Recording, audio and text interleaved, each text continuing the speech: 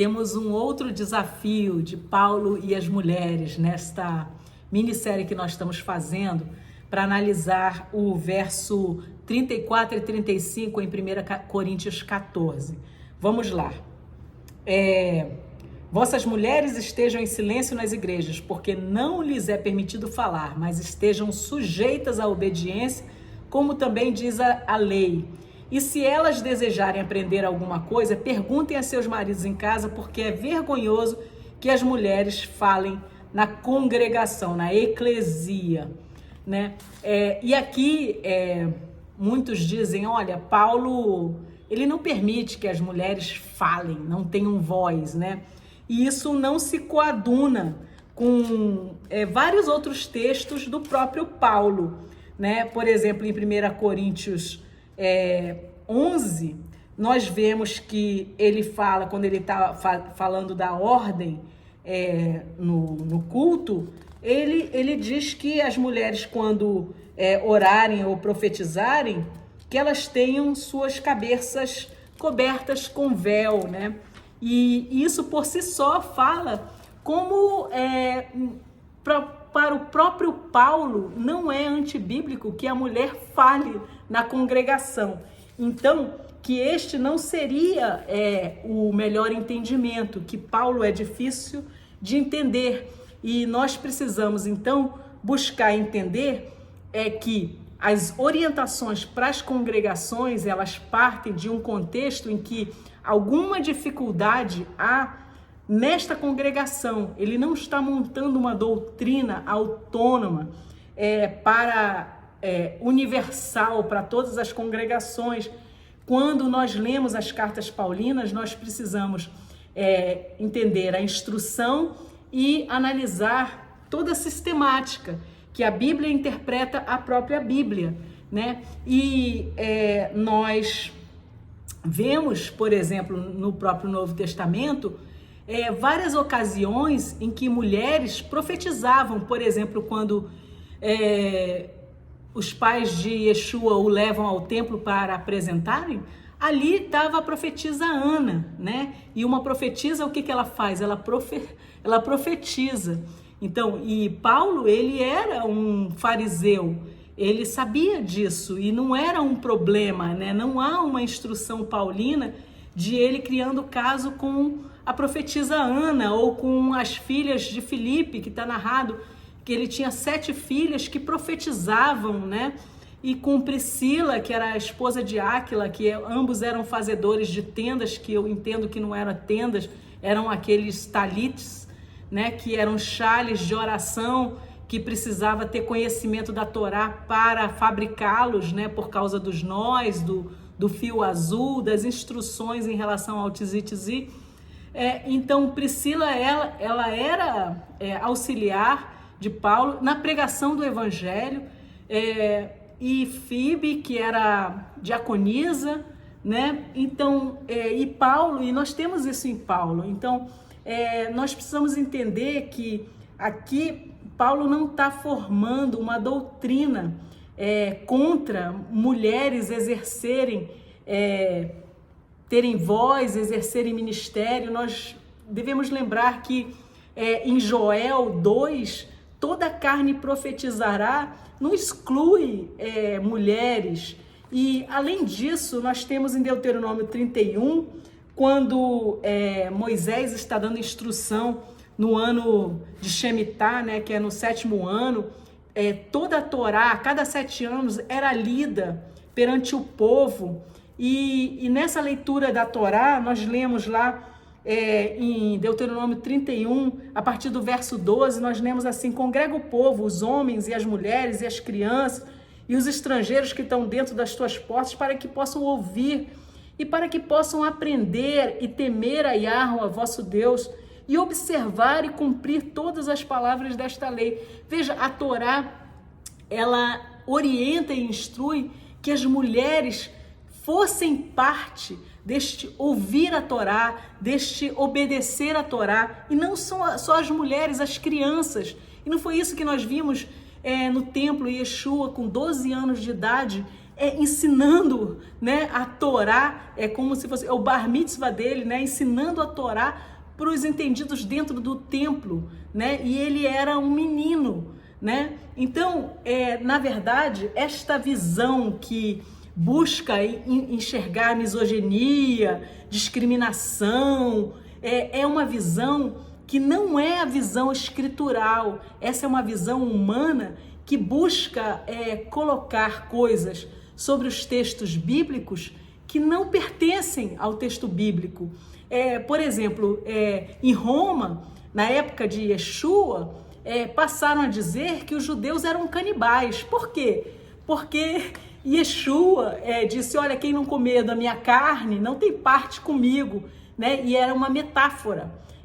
Mas coisas fora de contexto, elas são usadas para criar monstrinhos, coisas que não são escriturais, não pertencem ao correto ensino, não são doutrina, né? É como se fosse uma cegueira, né? Distorcer, né? E aqui, como também diz a lei, no verso 34, que lei? Não existe Torá que determine que a mulher não possa falar. Miriam, esposa, irmã de Moisés, ela era profetisa, ela pega o tamborim e ela dança e canta, né? E profetiza o cântico de Miriam após a travessia do Mar Vermelho, né? Na saída do Êxodo, né? E nunca há reprimenda. Mais do que isso, eu estou lembrando aqui, quando Yeshua, em Lucas 10, ele vai visitar os seus amigos, né? A casa de Lázaro, Marta e Maria. Quando Marta, incomodada, diz, olha, Yeshua, manda minha irmã me ajudar aqui nos afazeres para preparação, porque é dito lá que Maria estava sentada aos pés de Yeshua e ouvia o ensino, né? E Marta estava preocupada com muitos afazeres. E o que Yeshua diz? Olha, Maria escolheu a melhor parte. Isso não vai ser tirada dela. Mas mais do que isso, aí nós temos uma expressão idiomática que estar sentada aos pés de um rabino estar sendo instruída por ele.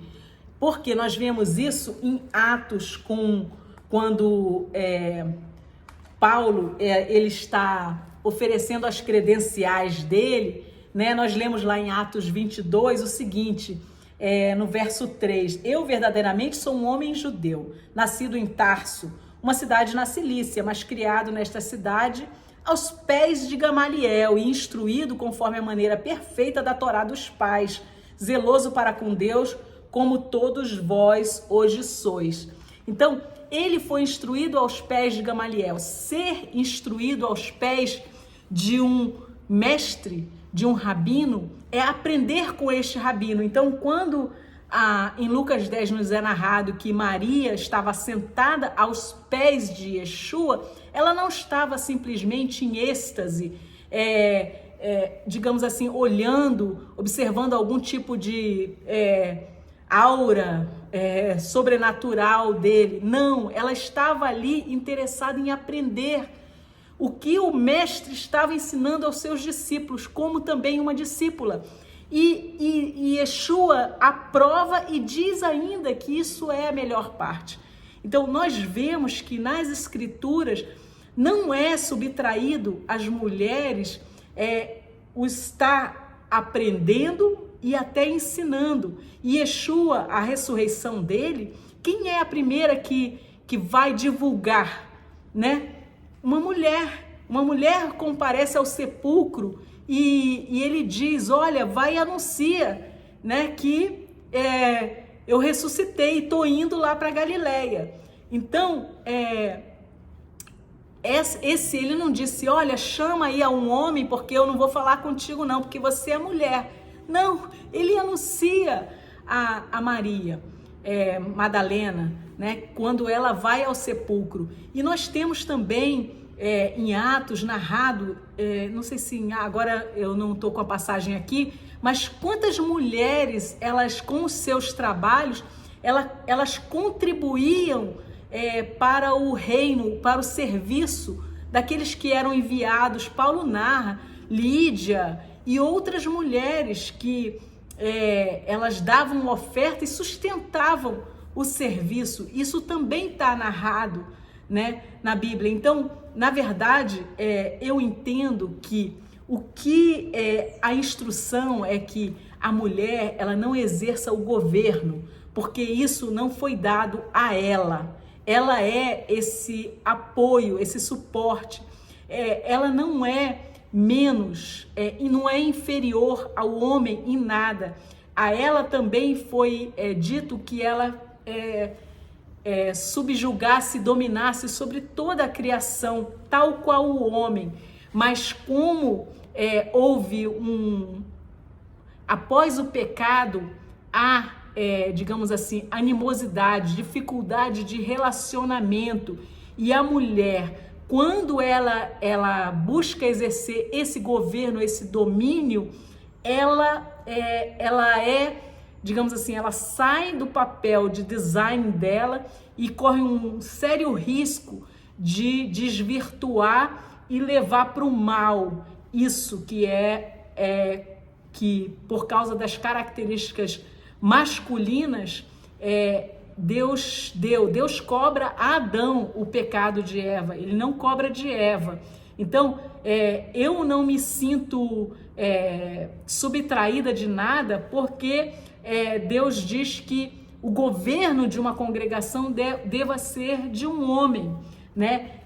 E eu entendo que isso não retira de mim o chamado e o potencial de eu exercer um ministério de ensino, estando, digamos assim, submetida, porque a submissão é voluntária, a este governo dentro dos parâmetros e ensinamentos das Escrituras, né? Então, nesta ordem, o nosso Pai Celeste, o Criador, ele é um Deus de ordem, de design, de propósito, e é dentro da ordem que tudo se exerce no seu potencial máximo, né? Que se a gente tentar subverter a ordem, a gente coopta, a gente corta parte do potencial que Deus fez para ser máximo, né?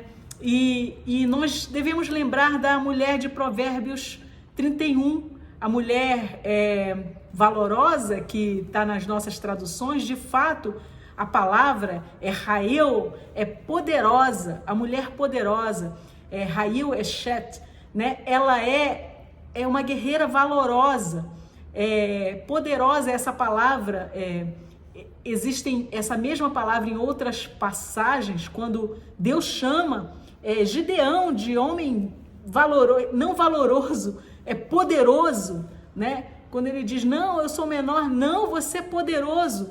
E ela não era fraca, essa mulher de Provérbios 31, ela era empreendedora, mas os filhos a louvavam, ela louvava e honrava seu marido, e ela era uma empreendedora competente. Então, sem, digamos assim, descartar que a ordem dentro de seu lar, o equilíbrio emocional, espiritual, é papel da mulher dentro do lar, a proteção desse lar dentro e a proteção deste lar fora é do marido, né? E os dois juntos, então, têm uma casa que honra e louva ao Criador, ao nosso Deus, o Deus de Abraão, Isaque e Jacó, né? E nenhum dos dois ele está impedido de exercer funções, porque elas são funções, digamos assim, proibidas. Não, mas existe uma responsabilidade, existe um design que ele é projetado para que se desenvolva o potencial máximo, cada um desenvolva o seu potencial máximo e assim traga glória ao nome daquele que nos criou e da forma como ele desenhou para ser, né? Então aqui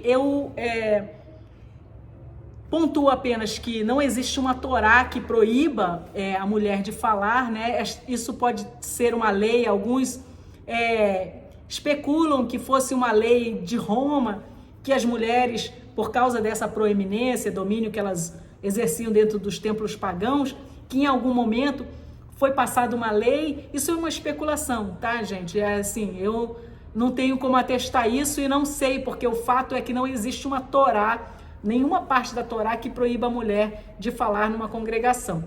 Então, especula-se que possa ser uma lei local, romana, especula-se que pudesse ser algum tipo de lei oral que Paulo estava mencionando em relação com uma associação a esse trecho de Gênesis 3,16, por causa da dificuldade no pecado, a dificuldade de relacionamento entre homem e mulher, que adveio do pecado, né? Um querendo subjugar o outro.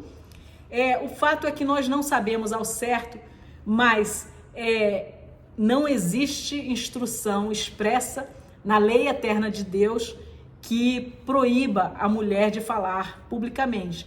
E também, nem no próprio Paulo isto é verdade. Então, assim eu creio que nós conseguimos dar uma pincelada nessa questão de que Paulo, ele não é contrário às mulheres no ministério. Esse não é o ensino.